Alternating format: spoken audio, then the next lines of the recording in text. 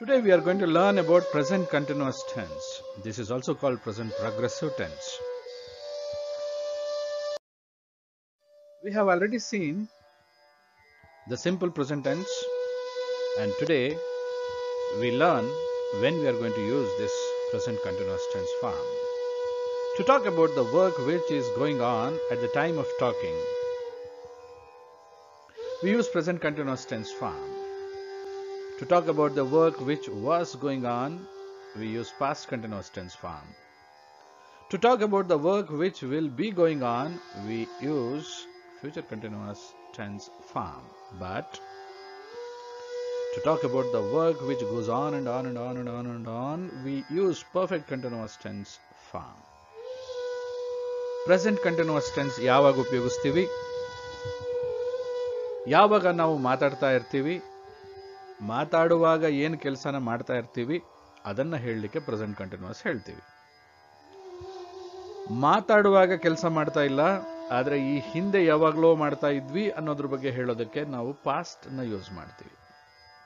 ಮುಂದೆ ಏನನ್ನೋ ಮಾಡ್ತಾ ಇರ್ತೀವಿ ಅನ್ನೋದಕ್ಕೆ ನಾವು ಫ್ಯೂಚರ್ ಕಂಟಿನ್ಯೂಸ್ ಯೂಸ್ ಮಾಡ್ತೀವಿ. ಆದರೆ ಮಾಡ್ತಾನೇ ಇರ್ತೀವಿ, on and on and on ಮಾಡ್ತಾನೇ ಇದ್ದೀವಿ, ತುಂಬ ಹೊತ್ತಿಂದ ಮಾಡ್ತಾ ಇದ್ದೀವಿ ಅನ್ನೋದಕ್ಕೆ ಪರ್ಫೆಕ್ಟ್ ಕಂಟಿನ್ಯೂಸ್ ಟೆನ್ಸ್ನ ಯೂಸ್ ಮಾಡ್ತೀವಿ. What are you doing now ಅಂತ ಯಾರಾದರೂ ಕೇಳಿದ್ರೆ ನಾನೇನು ಹೇಳ್ತೀನಿ? ಐ ಆಮ್ ಸ್ಪೀಕಿಂಗ್ ಅಂತೀನಿ. ನೀವು you are listening. What were you doing this morning ಅಂದರೆ I was getting up, I was brushing my teeth, I was taking breakfast, ಈ ಥರ ಐ ವಾಸ್ ಅಂತ ಹೇಳ್ತಾ ಹೋಗ್ತೀವಿ. What will you be doing this evening ಅಂದರೆ I will be going to market, I will be going to dentist. ಈ ಥರ ನಾವೇನೋ ಒಂದು ಅಂದ್ಕೊಂಡಿರೋದನ್ನ ಅಲ್ಲಿಗೆ ಹೋಗ್ತೀನಿ, ಇಲ್ಲಿಗೆ ಹೋಗ್ತೀನಿ ಅಂತ ಹೇಳ್ತೀವಿ. When the work is going on, we use present continuous tense form. ಯಾವಾಗ ಕೆಲಸ ನಡೀತಾ ಇದೆ, ಈಗ ಏನು ಕೆಲಸ ನಡೀತಾ ಇದೆ ಅದರ ಬಗ್ಗೆ ಹೇಳಕ್ಕೆ ನಾವು ಪ್ರೆಸೆಂಟ್ ಕಂಟಿನ್ಯೂಸ್ ಟೆನ್ಸ್ನ ಯೂಸ್ ಮಾಡ್ತೀವಿ. It is to talk about an action that is happening at the current moment. ಈಗ ಏನು ನಡೀತಾ ಇದೆ, ಈಗ ನೀವು ಕೇಳ್ತಾ ಇದ್ದೀರಾ, ನಾನು ಮಾತಾಡ್ತಾ ಇದ್ದೀನಿ, ಇದ್ರ ಬಗ್ಗೆ ನಾವು ಹೇಳಕ್ಕೆ ಪ್ರೆಸೆಂಟ್ ಕಂಟಿನ್ಯೂಸ್ ಟೆನ್ಸ್ನ ಯೂಸ್ ಮಾಡ್ತೀವಿ. ಏನು ಮಾಡ್ತೀವಿ? ಒಂದು ವರ್ಬ್ ಇರುತ್ತೆ V1 ಅಂತ, ಅದಕ್ಕೆ ING ಹಾಕ್ತೀವಿ, ಅದ್ರ ಜೊತೆಗೆ ಒಂದು ಹೆಲ್ಪಿಂಗ್ ವರ್ಬ್ ಯೂಸ್ ಮಾಡ್ತೀವಿ. ನೋಡಿ, ಈಟ್ ಅಂತ ಇದೆ, ಅದಕ್ಕೆ ING ಹಾಕ್ತೀವಿ. ಡ್ರಿಂಕ್ ಅಂತ ಇದೆ, ಅದಕ್ಕೆ ING ಹಾಕ್ತೀವಿ.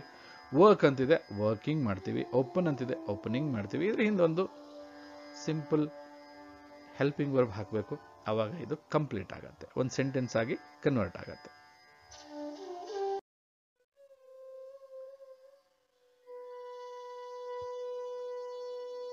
ಈಗ ಏನು ನಡೀತಾ ಇದೆ ಅದನ್ನು ಹೇಳ್ತಾ ಇದ್ದೀನಿ. I am talking, you are listening. Any activity of temporary nature. He studying in a college ಅಂದರೆ ಅವನು ಯಾವ ಜೀವನ ಎಲ್ಲ ಕಾಲೇಜಲ್ಲಿ ಓದ್ತಾ ಇರಲ್ಲ, ಈಗ ಓದ್ತಾ ಇದ್ದಾನೆ. Temporary nature. To talk about a planned action in future. She is coming next week. ಮುಂದಿನ ವಾರ ಅವಳು ಬರ್ತಾ ಇದ್ದಾಳೆ. ಸೊ ಎಲ್ಲ ಕಡೆನೂ ಪ್ರೆಸೆಂಟ್ ಕಂಟಿನ್ಯೂಸ್ ಟೆನ್ಸ್ ಇದೆ, ಗಮನಿಸಿ. Going to as a future form. She is going to sing a song in a few minutes. To form negatives. I am not joking, believe me. ಹೀಗೆ ನಾವು ಹೇಳಬೇಕಾದ್ರೆ ನಾವು ಕಂಟಿನ್ಯೂಸ್ ಟೆನ್ಸ್ನ use ಮಾಡ್ತೀವಿ. INGನ static verbs ಜೊತೆ use ಮಾಡಲ್ಲ. I own A school ಅಂತೀವಿ, I am owning A school ಅಂತ ಹೇಳಬಾರ್ದು. I am not smoking, I don't smoke. I don't smoke ಅಂದರೆ ನಾನು ಸ್ಮೋಕ್ ಮಾಡೋದೇ ಇಲ್ಲ. ಐ ಆಮ್ ನಾಟ್ ಸ್ಮೋಕಿಂಗ್ ಅಂದರೆ ನಾನು ಈಗ ಸ್ಮೋಕ್ ಮಾಡ್ತಾ ಇಲ್ಲ, ಅಂದರೆ ನಾನು ಮಾಡ್ತೀನಿ, ಇವಾಗ ಮಾಡ್ತಾ ಇಲ್ಲ ಅನ್ನೋ ಅರ್ಥ ಕೊಡುತ್ತೆ. To form open questions. Is it raining outside? Is she cooking? Is she reading? ಈ ರೀತಿಯಾದಂಥ ಸೆಂಟೆನ್ಸ್ನ ಓಪನ್ ಕ್ವೆಶ್ಚನ್ ಮಾಡ್ತೀವಿ.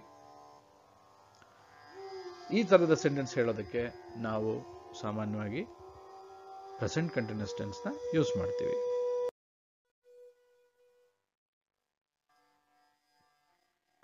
Are you angry with me? ಇದು open question. What are you doing? ಇದು ಕ್ಲೋಸ್ಡ್ ಕ್ವೆಶ್ಚನ್. ಇಲ್ಲೆಲ್ಲ ಕೂಡ ಕಂಟಿನ್ಯೂಸ್ ಟೆನ್ಸ್ ಯೂಸ್ ಮಾಡ್ತಾ ಇದ್ದೀವಿ. Continuous ಟೆನ್ಸ್ನ ಹೇಗೆ ಯೂಸ್ ಮಾಡ್ತೀವಿ ಅಂತ OTP ಬಂದಿದೆ, ಗಮನಿಸಿ. ಪ್ರಾಕ್ಟೀಸ್ ಮಾಡಿ. ಪ್ರಾಕ್ಟೀಸ್ ನಿಮಗೆ ತುಂಬ ಹೆಲ್ಪ್ ಮಾಡುತ್ತೆ. ಪ್ರಾಕ್ಟೀಸ್ ಮಾಡೋದ್ರಿಂದ ನಿಮ್ಮ ಸ್ಪೋಕನ್ ಇಂಗ್ಲಿಷ್ ಬೇಗ ನಿಮಗೆ ಬರುತ್ತೆ. ಫಾಸ್ಟಾಗಿ ಓದೋದನ್ನು ಕಲ್ತ್ಕೊಳ್ಳಿ. ಫಾಸ್ಟಾಗಿ ಓದೋದನ್ನು, ಹೆಚ್ಚು ಓದೋದನ್ನು, ನಾಲ್ಗೆಗೆ ಟ್ರೈನಿಂಗ್ ಕೊಡೋದ್ರ ಮುಖಾಂತರ when you give training to your tongue you will pick up the spoken English. Spoken ಇಂಗ್ಲಿಷ್ಗೂ ಮುಂಚೆ fast reading is very important. ಇನ್ನೂ ಒಂದು ಸ್ವಲ್ಪ ಸೆಂಟೆನ್ಸ್ಗಳಿವೆ. ನಿಮಗೆ ಇವುಗಳನ್ನು ಕಲಿಯೋದ್ರ ಮುಖಾಂತರ ನೀವು ಕಂಟಿನ್ಯೂಸ್ ಟೆನ್ಸ್ನ ಹೇಗೆ ಉಪಯೋಗಿಸ್ಬೋದು, PNI-ನಲ್ಲಿ ಹೇಗೆ ಉಪಯೋಗಿಸ್ಬೋದು, PPF-ನಲ್ಲಿ ಹೇಗೆ ಯೂಸ್ ಮಾಡ್ಬೋದು ಅನ್ನೋದು ನಿಮಗೆ ಬರುತ್ತೆ. Observe, train and practice. Close ಕ್ವಶನ್ಸ್ನ ಮಾಡಿದಾಗ ಹೇಗೆ ನಾವು WH ಕ್ವಶನ್ಸ್ನ ಯೂಸ್ ಮಾಡ್ತೀವಿ, ಇವುಗಳ ಜೊತೆ ನೀವು ಹೆಚ್ಚು ರೀಡ್ ಮಾಡೋದ್ರಿಂದ ನಿಮಗೆ ಬರುತ್ತೆ. OTP ಬಂದಾಗಲೆಲ್ಲ ಪ್ರಾಕ್ಟೀಸ್ ಮಾಡಬೇಕು ಅನ್ನೋದನ್ನು ಮರಿಬೇಡಿ. ಪ್ರಾಕ್ಟೀಸ್ ಮಾಡಿ, ಪ್ರಾಕ್ಟೀಸ್ ಮಾಡಿ.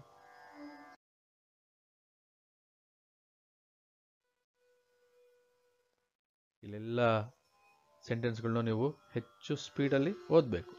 ಓದೋದ್ರಿಂದ ಮಾತಾಡೋದು ಸುಲಭ ಆಗುತ್ತೆ. ಫಾಸ್ಟಾಗಿ ಓದಿ, ಫಾಸ್ಟಾಗಿ ಮಾತಾಡಿ. Practice alone can help you. OTP ಅಂತ ಬಂದರೆ ಅಬ್ಸರ್ವ್, ಟ್ರೈನ್, ಪ್ರಾಕ್ಟೀಸ್. ನೋಡಿ, ಇದು ಕೂಡ ನಿಮ್ಮ ಪ್ರಾಕ್ಟೀಸ್ಗೆ. ಇದನ್ನು ಜೋರಾಗಿ ಓದಿ, ಓದ್ತಾ ಓದ್ತಾ ಓದ್ತಾ ನಿಮ್ಮ ನಾಲ್ಗೆಗೆ ಟ್ರೈನಿಂಗ್ ಕೊಡಿ. ನಾಲ್ಗೆಗೆ ಟ್ರೈನಿಂಗ್ ಕೊಡೋದ್ರಿಂದ ಸ್ಪೋಕನ್ ಇಂಗ್ಲಿಷ್ ಫಾಸ್ಟಾಗಿ ಬರುತ್ತೆ. ನೋಡಿ, ಇಲ್ಲಿ ಆಮ್ ಗೊನ ಅಂತ ಯೂಸ್ ಮಾಡೋದ್ರಿಂದ ನಿಮಗೆ ಅದನ್ನು ಚೆನ್ನಾಗಿ ಬಳಸ್ಬೋದು. ಆಮ್ ಅಂತ ಹೇಳಿ ಐ ಆಮ್ ಹೇಳಬೇಡಿ. Am gonna be a doctor. Am gonna be a doctor. I am going to be a doctor ಅಂತ ಅದರ ಅರ್ಥ. You are gonna play chess. You are going to play chess ಅನ್ನೋ ಅರ್ಥ ಅದು. ಹಾಗೆ ಓದ್ತಾ ಬನ್ನಿ. ಫ್ಯೂಚರ್ ಕಂಟಿನ್ಯೂಸ್ನ ಹೇಗೆ ಮಾಡಿದ್ದಾರೆ ನೋಡಿ. ಇವುಗಳ ಮುಖಾಂತರ ನೀವು ಹೆಚ್ಚಾಗಿ ಪ್ರಾಕ್ಟೀಸ್ ಮಾಡ್ಬೋದು. ಪ್ರಾಕ್ಟೀಸ್ ಮಾಡೋದ್ರಿಂದ ಸ್ಪೋಕನ್ ಇಂಗ್ಲಿಷ್ ಫಾಸ್ಟಾಗಿ ಬರುತ್ತೆ. ಎಲ್ಲದನ್ನು ಪ್ರಾಕ್ಟೀಸ್ ಮಾಡಿ. ಜೋರಾಗಿ ಹೇಳಿ, ಜೋರಾಗಿ ಹೇಳಿ. ದಿನ ಪ್ರಾಕ್ಟೀಸ್ ಮಾಡಿ. This is how you can pick up this. Thanks for watching this video. Do put your valuable comments in comment box. If it's worth watching, please like the video and share it with your friends. Don't forget to subscribe our channel and click on the bell icon to get our upcoming videos. Watch all the videos from the beginning to go step by step for better results. See you in the next video.